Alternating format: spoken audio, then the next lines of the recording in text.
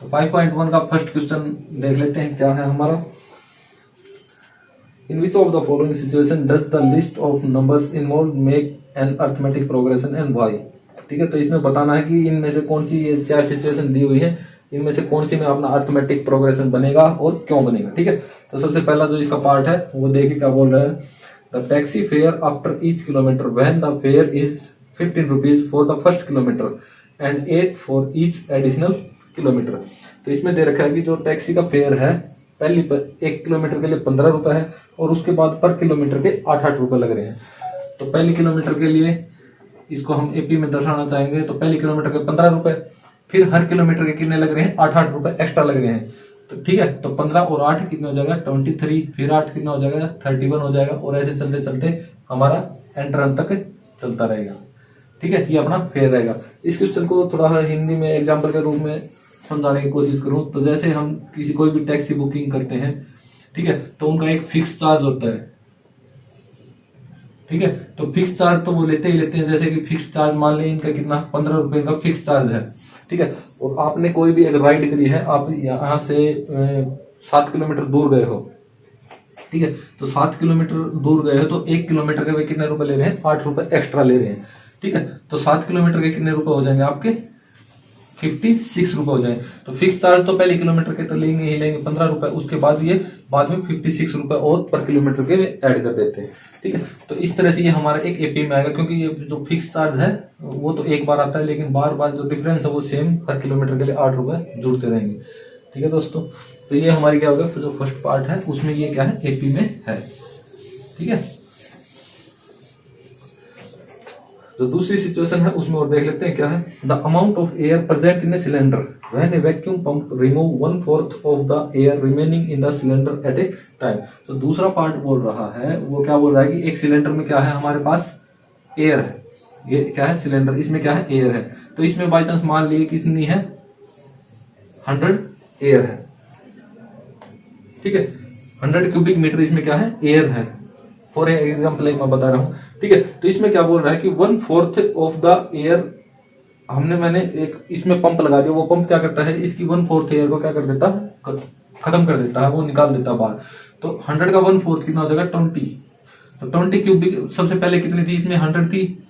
ठीक है, तो 100 का 1/4 कितना होगा, 100 का 1/4 20, तो 25 जब इसमें से घटाएंगे तो कितना बच जाएगा 75 बच जाएगा। तो यहाँ पर गैप कितना आ गया, इन दोनों के बीच में कॉमन डिफरेंस कितना आ गया, कॉमन डिफरेंस कितना आ गया मेरे पास 25 आ गया। ठीक है, लेकिन अब की बार कितना घटाएगा, 75 का 1/4 कितना हो जाएगा,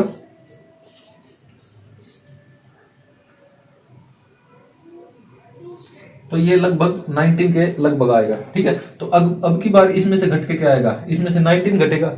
ठीक है, तो इसमें से 19 घटेगा तो क्या, 15 में से 9 गए तो 6, और 6 में से गए तो 5, तो अब की बार कितना है, तो इनका जो कॉमन डिफरेंस आया है यहां से, ये इन दोनों का कॉमन डिफरेंस क्या इतना है 56 में से 75 को सब्ट्रैक्ट करेंगे तो ये यहाँ पे क्या आएगा मेरे पास माइनस का आएगा।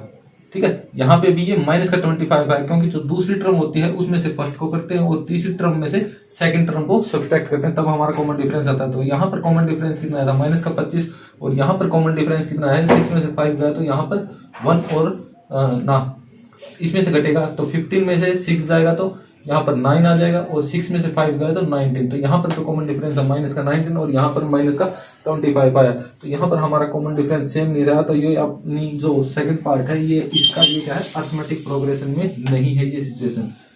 ठीक है दोस्तों, समझ में आ गया है। तो इसी की हम थर्ड सिचुएशन लेंगे। फर्स्ट क्वेश्चन की थर्ड पार्ट है the cost of a digging a well after every metre of digging when it cost 150 for the first meter and rise by 50 for each subsequent meter। हम कोई भी एक कुएं को खुदवा रहे हैं।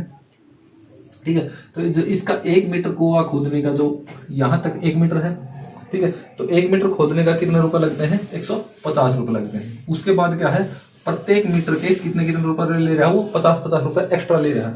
तो उसने बाई चांस मान लिए इतने और खरीद दिए 1 2 3, तो यहाँ तक के 50 रुपए और जुड़ जाएंगे। इतने रुपए लेगा, अगर उसने यहाँ तक खोदा है तो उस कुएं को यहाँ तक खोदा है तो 250, 50 रुपये और जोड़ दिया। तो यहाँ पर इन दोनों का जो कॉमन डिफरेंस है वो हमारे पास कितना है 50, और यहाँ पर भी इन दोनों का जो कॉमन डिफरेंस आया है वो कितना है 50 आया है। तो इन दोनों में क्या है कॉमन डिफरेंस सेम आ रहा है, तो ये भी हमारा क्या है अर्थमेटिक प्रोग्रेशन में आती है ये सिचुएशन। ठीक है, इससे जो नेक्स्ट सिचुएशन है वो क्या है कि the amount of money in the account every year when 10,000 is deposit eight compound interest eight 8% पर एनुअल। तो यहां पर कोई भी हमारा प्रिंसिपल दिया है 10,000, जो अपना कंपाउंड इंटरेस्ट पर रेट ऑफ इंटरेस्ट है वो कितनी दी है इनको 8% पर ईयर अपने को रेट ऑफ इंटरेस्ट दी है।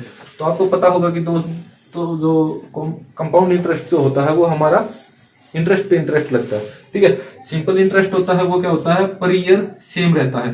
10,000 का 8% का जो सिंपल इंटरेस्ट निकालेंगे तो कितना हो जाएगा 10,000 इंटू में 8 इंटू में किसी भी एक साल का कितना हो जाएगा अपॉन में 100, इससे कट जाएगा तो कितने रुपए हो जाएंगे 800 रुपए हो जाएंगे मेरे एक साल के, किस चीज के 10,000 रुपीज के।